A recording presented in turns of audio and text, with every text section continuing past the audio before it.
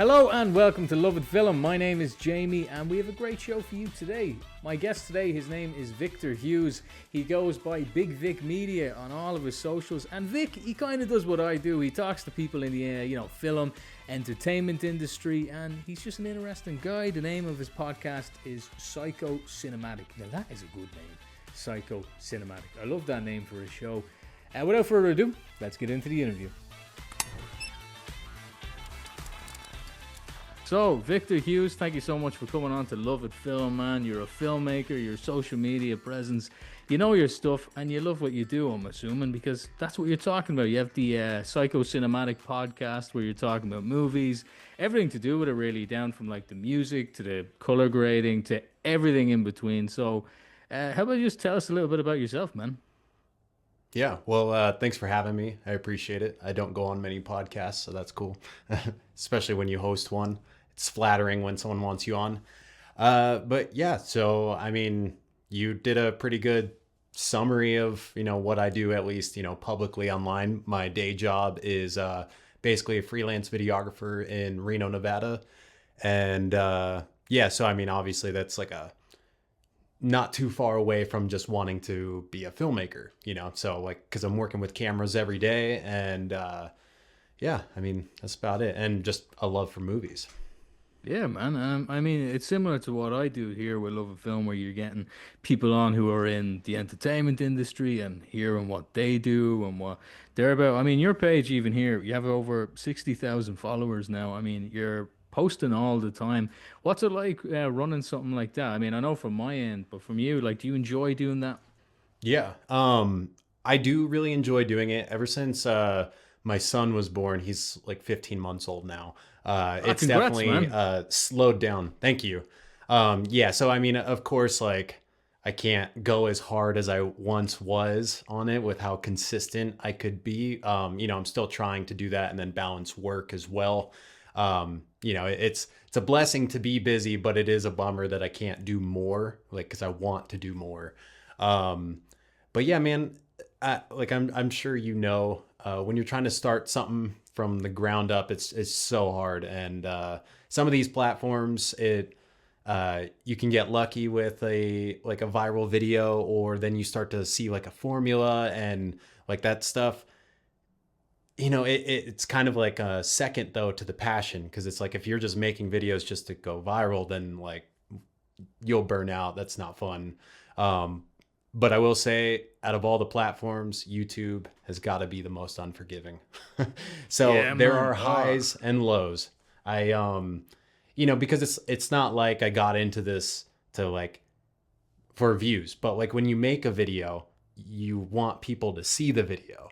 And so when the platform doesn't feel like it's, treating you fairly, it's pretty frustrating. And, I will say too, if you have a video that does really bad on Instagram, like I've been noticing this ever since the followers have gone up, it becomes more and more embarrassing if it does bad. And you're like, oh my God, what am I doing? We're the exact same, man. I mean, even the numbers that when you're starting out, you'd be like, oh, they're great numbers. But when you get to a certain point, the great numbers then become the not great numbers, Right. And that's the thing too, is like, I don't want to care about the views, but it kind of comes hand in hand, because like if you're getting more views, there's more job opportunities with people wanting to partner with you. And then there's more like potential for you to get even bigger guests that you thought like it was only a dream that you could have this person on. But it's like, if you have the numbers to show for it, then like, the people who run their PR are going to want you to have them on. And so it's like, there's a lot riding on that, because it's like, I'm just passionate about movies and I want to hear about people's jobs and, how they created this project that I, really vibed with. And it just sucks that I have to worry about that stuff too.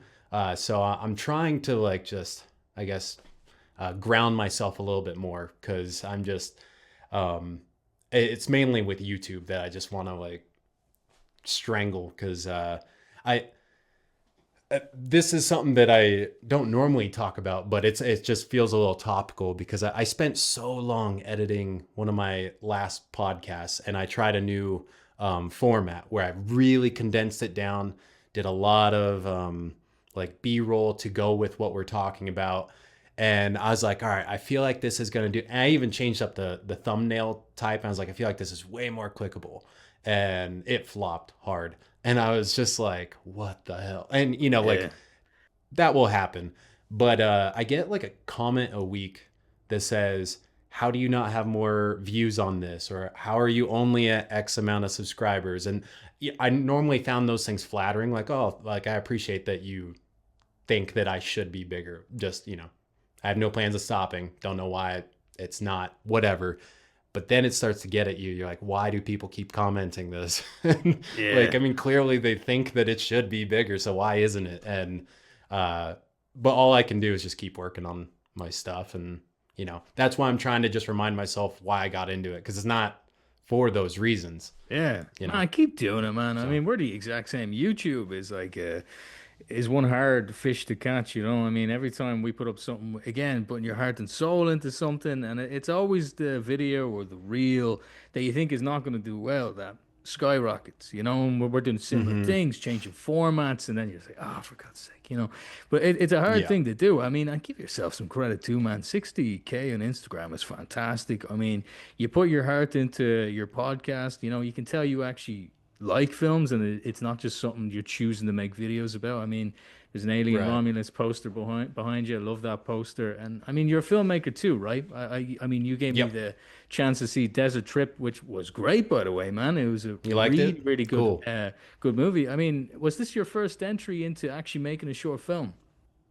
So I consider it my first real attempt into making a short film, because before this I had done a couple short film competitions, and those things, like when you're under like a crazy deadline, like you just got the topic, there's all these rules, and then now you've got to do it in like 2 weeks. And also, like the last time that I had attempted something like that was like in 2020, and just like every year I am doing this, I just learned so much more, and I've learned so much from my podcast, just like with the guests I've had on.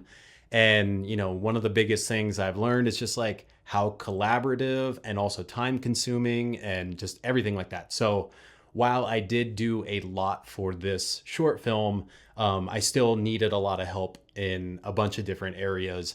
And, the thing was, like, I set out with only one goal, and that goal was just to make something I'm proud of, because all those short film, not festivals, competitions, I was just like, I don't like this. And like within a month, I'm like cringing at what I created. And, I finished the short film right before Christmas, and I'm still not cringing from it. So I know I did in fact create something that I'm proud of. But yeah, I treat this as like my first real short film, because like I wrote the script, sent it to people, got the revisions, I storyboarded, I was designing the costumes, took time figuring out what my color grade was going to be, location scouting, like all this stuff. Like I made sure I was putting in the work, which I think is the reason I'm not ashamed of the film, because I feel like if you cut those corners. Yeah, I mean that's I mean clearly know what you're about. I mean, you could tell from the movie that you really tried with it, and it was really really different to anything I've seen, because there's a lot of short films, and I've seen lots of short films at this stage, even with interviewing people, and a lot of them, you can tell they're just trying to emulate other things, but yours was very different, and the visual effects for a Mm, short film were very very good. I mean, while doing thank research, you. I saw you guys won an award, right? It was best visual Hmm. effects as well, and where was it? It was the Yeah. Independent Short Awards. I mean, that's great, man. I mean, I won't give anything away because I know your movie's still in the film festival circuit. It hasn't been released yet, but I mean, it's great. I mean, music was good too. I mean, you have Alexander Antarzan, who I interviewed before, such a cool guy. I mean, what was it like Hmm. just collaborating with him and getting some form of a score? Yeah. It was really cool working with him. He's, he clearly is a professional and he's passionate. Um, that was something completely foreign to me. I knew that I was going to need someone to make the music, because I was like, there's no way I'm going to be able to find royalty free music that's going to match everything that's on screen. There's just no way. And I'm not someone who can just make an instrumental that will complement that. And just because, I mean, you've had Luca Pizzaleo on I've seen his short films and I'm like, dude, the music's always so great. And so, Yeah. In OCD in particular, man, the music was great in that. yeah. Mm-hmm. And so that was a totally foreign thing for me, like doing like the spotting session and like all this stuff. And he's so quick with it. Like I think he had the initial score back to me in a week. And my film's not super long, but like I feel like that just speaks to his skill and his passion for it, that he's like, working on the weekends, emailing me. I mean, he even sent me like a Christmas card, I'm just like, he's just a true professional and like really talented at what he does. Yeah, man, and I mean, just the film itself, as I said, it was something I hadn't seen before, from not even a short film, but just even like a feature film perspective. Because again, I don't want to give things away, but the way it's written, it takes changes that the viewer wouldn't expect, but in a good way. Hmm. Sometimes people subvert expectations, doesn't turn out good. Like, I mean, movies like Star Wars, The Last Jedi, that's what that's all about. I don't like that, but I mean, your film, you were subverting what people were thinking was going to happen and just went a completely different route. You wrote the short yourself too. I mean, what was Yeah. the writing process like? I mean, did you have this initial vision in your mind for the full length, or did you guys change it all the time? Or So it's really funny how the film evolved over time, because I where it's shot in that desert, like I was going on a lot of runs in that desert and was just kind of, you just have a ton of time to think when you're out there. But I go out there because I don't want to see anyone. Like I want to run where I don't have to worry about getting hit by a car. Really, my only worry is like a mountain lion or a coyote or bobcat, something like that. And even out there, there are times where there are other people, and it always bothers me when I run into them, only if I have my dog, just because now I have to worry about my dog following you and not me, out there because he's not on a leash.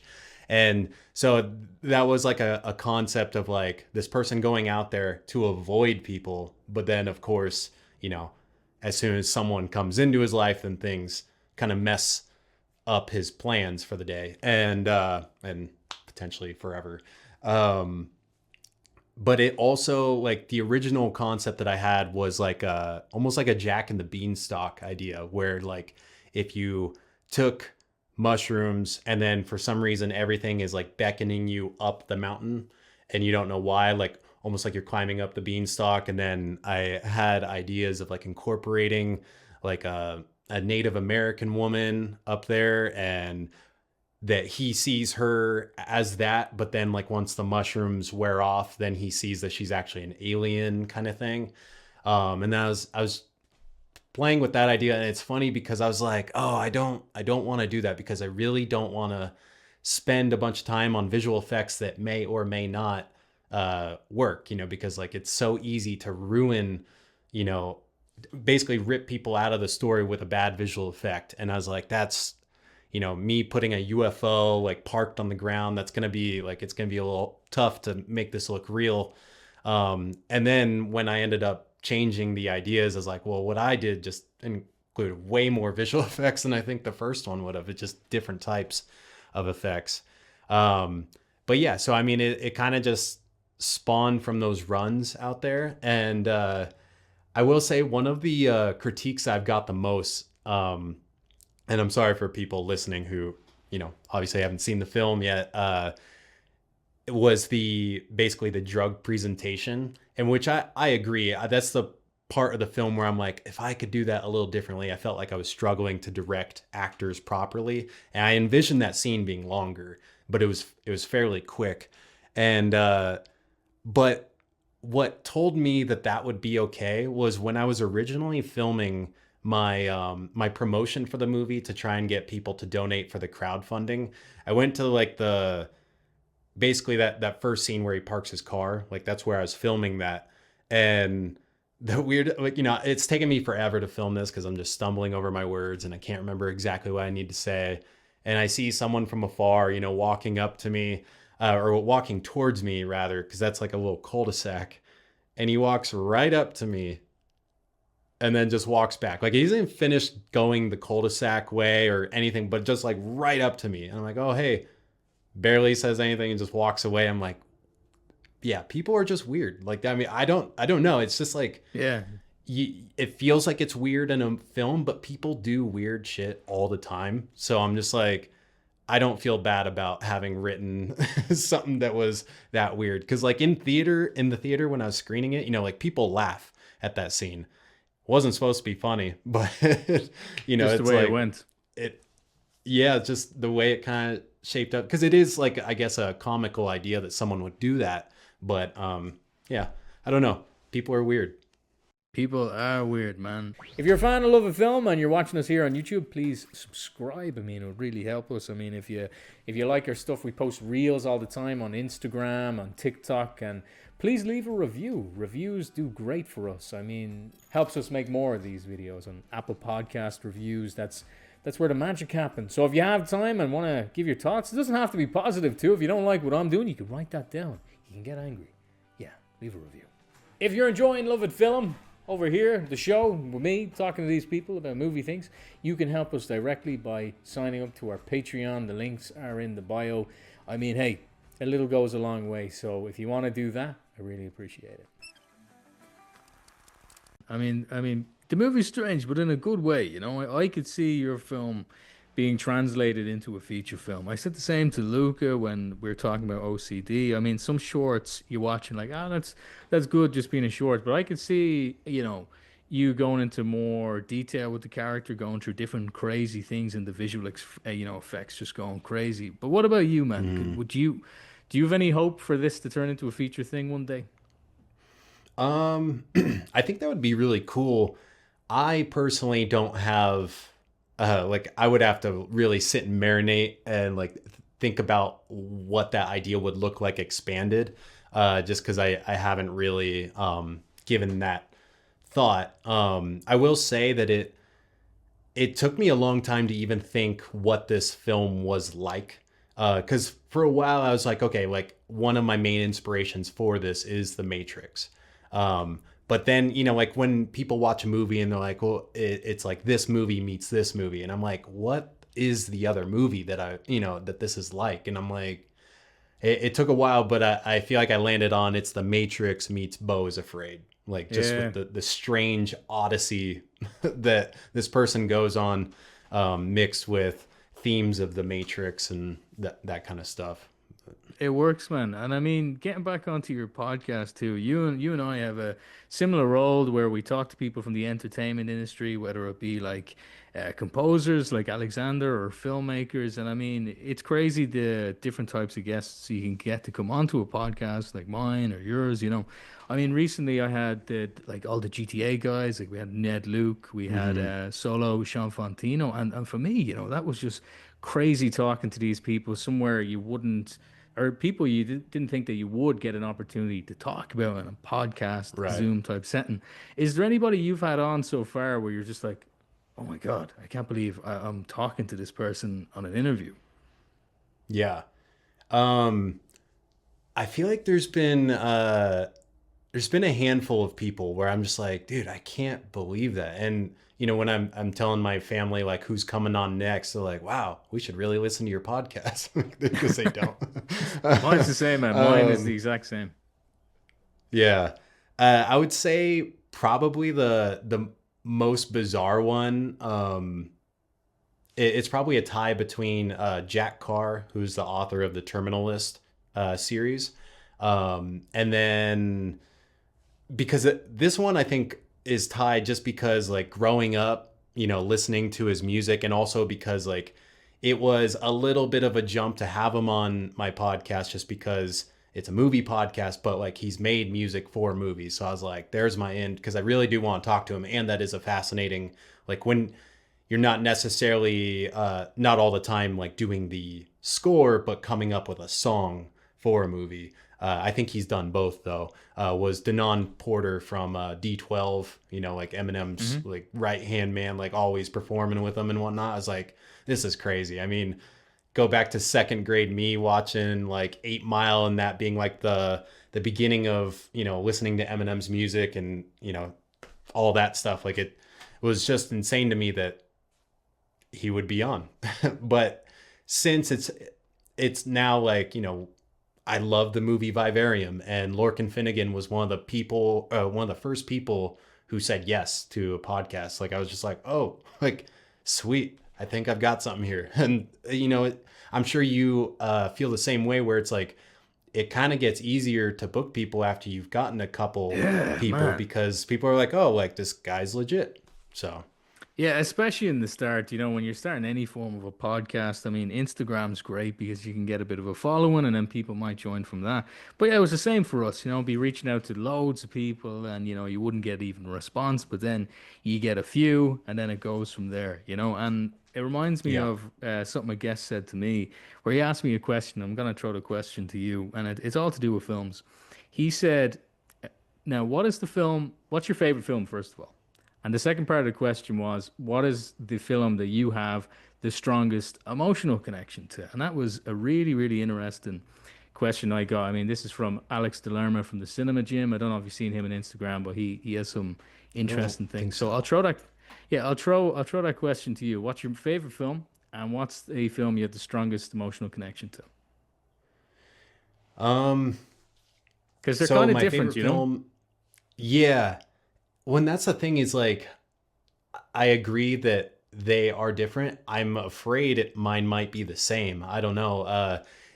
So my favorite film is definitely 2001: A Space Odyssey. And I've only seen it twice now, and I only watched it for the first time like last year. And the thing is like I read the book and then I watched the movie, and like it's hard to go wrong with Stanley Kubrick. But then, like, seeing the way that Arthur C. Clarke and him work together in this venture was like insane, and just knowing when the film came out and what they were able to achieve and like the lengths they went to is insane. And I wonder if it's the one that I have the most like emotional connection with, because I originally, when I found out that there were sequels to it, and I was like, yeah, I don't know if I want to read or watch any sequels, because like this movie just felt perfect to me. But then I ended up reading the second one and absolutely love that too. And I've yet to watch the movie, but that's coming. And now, like, I've bought the third book and I want to read the third. And so it just kind of sent me on like an Arthur C. Clarke venture. And now I want to, like, because I haven't seen all of Kubrick's films, but now I want to. And yeah. If it isn't that, I would say maybe it could be The Dark Knight Rises.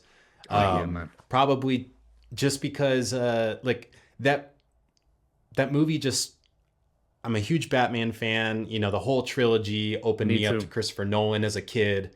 And then Bane turned me into a huge Tom Hardy fan. But when that film came out in high school, I was like super into weightlifting and I just wanted to be huge. And when I saw Bane, I was like, oh my God, I just need traps like that. And I will just, I could die a happy man.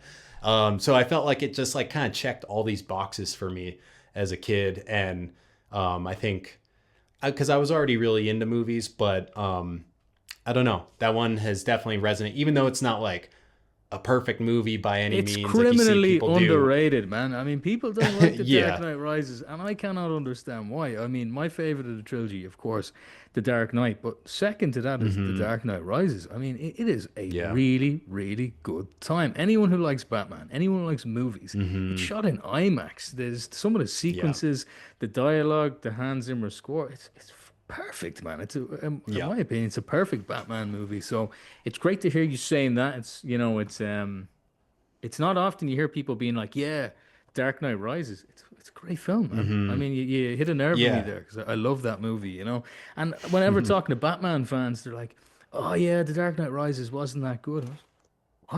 What you mean? Did we see the same movie with the the underground prison and the rise sequence? Like, it's just it's crazy, man. It's absolutely crazy. Now, you worked on Desert Trip. You're always busy, I assume. I mean, you're putting out episodes all the time. I mean, you're doing reels left, right, and center.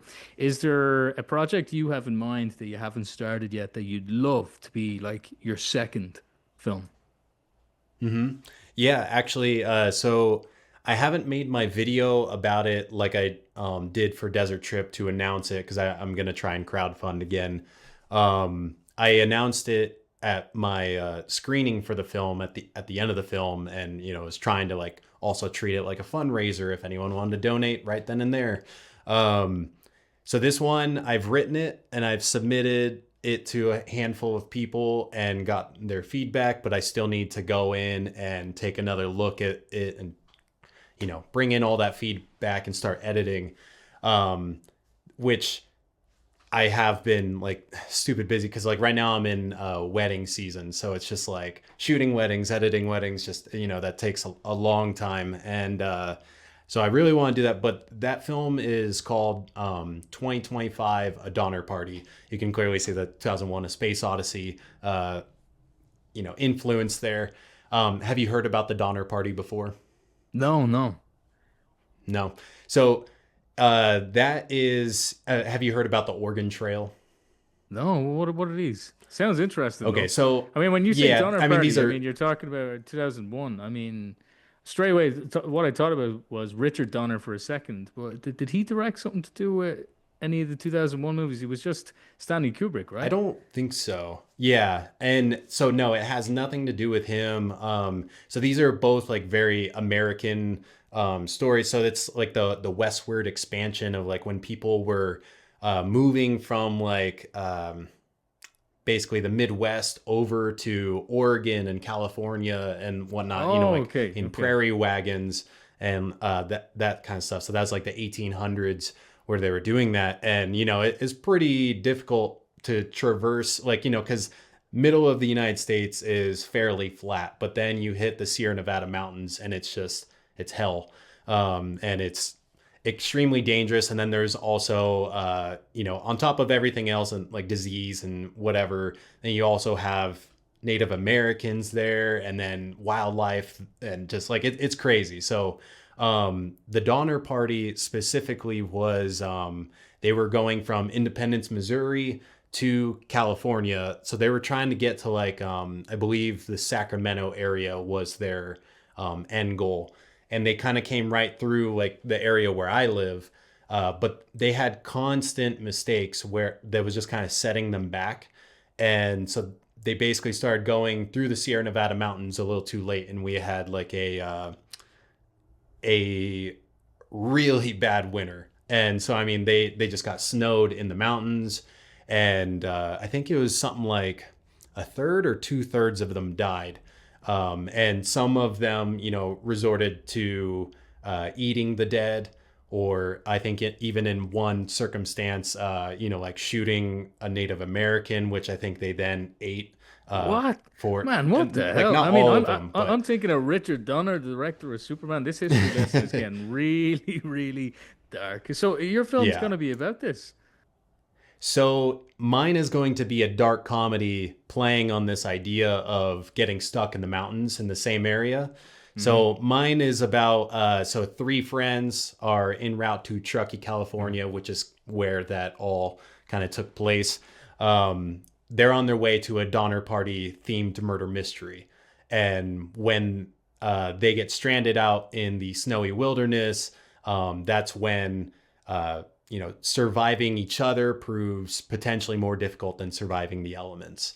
And so this one's like super dialogue driven, complete opposite of Desert Trip, because I was like, all right, this time I definitely need some dialogue. Like this was in the shot earlier. I bought a boom mic for it because I need someone to operate a boom because I didn't Nice, have man, that nice. for Desert Trip. And so that is like been a very big character driven film. So I'm trying to develop the characters, and I know you had Connor Patrick Walsh on here, Yeah. so he's been like my guiding person to try and flesh out some of these characters, and he was He's the a one who great gave me writer, like man. I mean, Connor's he's yeah so talented.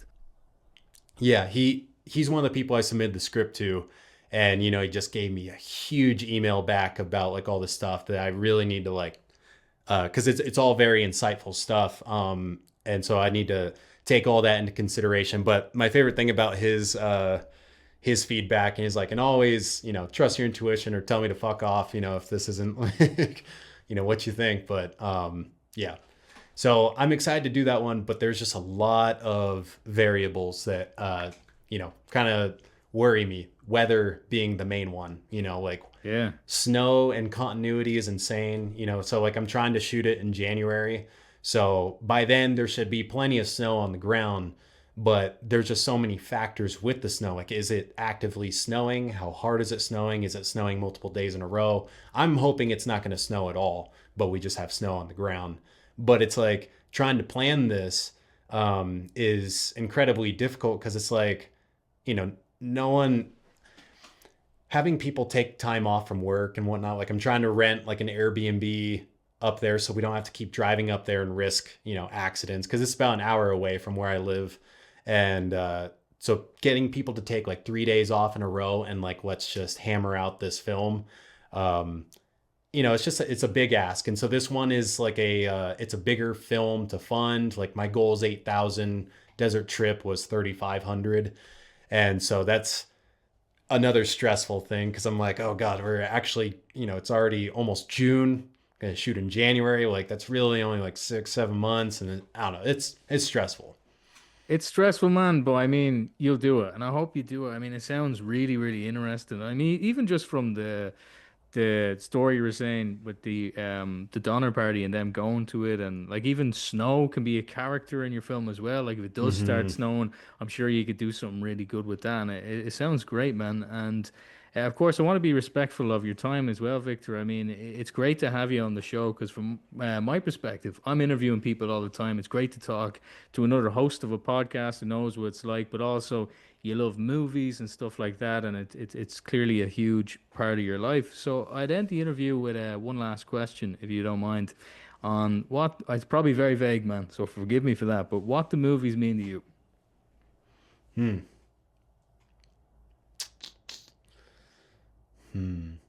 I would say to like sum it up into like 2 words, it'd be like escapism and then imagination. Because growing up, my parents stopped paying for cable TV like when I was like 6 or 7. I still remember watching Yu-Gi-Oh! And then it just cut out, and I was like, what the, like, what happened? So we owned a lot of movies, and we just, kept watching movies over and over. And so I think that kind of fostered the love, and then, the imagination, the creativity from storytelling that, could be had. And then, like escapism. Like, I went and saw Friendship the other day, and that was the best part of my day.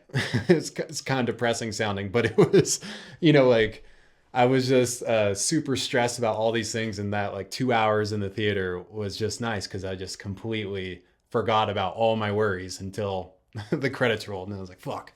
So I mean, I think if you can give people an outlet of escaping life or stepping into something different or something that they've always wanted to do, and then fostering the imagination for the audience, like, because I mean, like, I'm now trying to make films because of that, like they sparked imagination and creativity within me.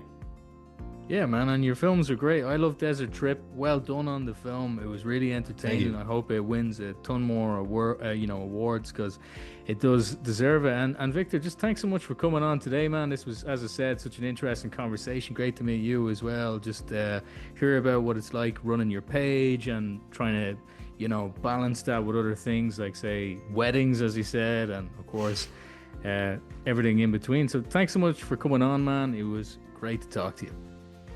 Yeah, thanks for having me. I really appreciate it. And likewise, it was great talking to another podcast host and movie fan. There we go, man. I mean, it's super interesting because a lot of the time you're talking to people who have a completely different job as well. Someone like Alexander, it's all about music. So it was refreshing. Yeah, thank you. Appreciate it. I said it before and I'll say it again. Life moves pretty fast. You don't stop and look around once in a while, you could miss it.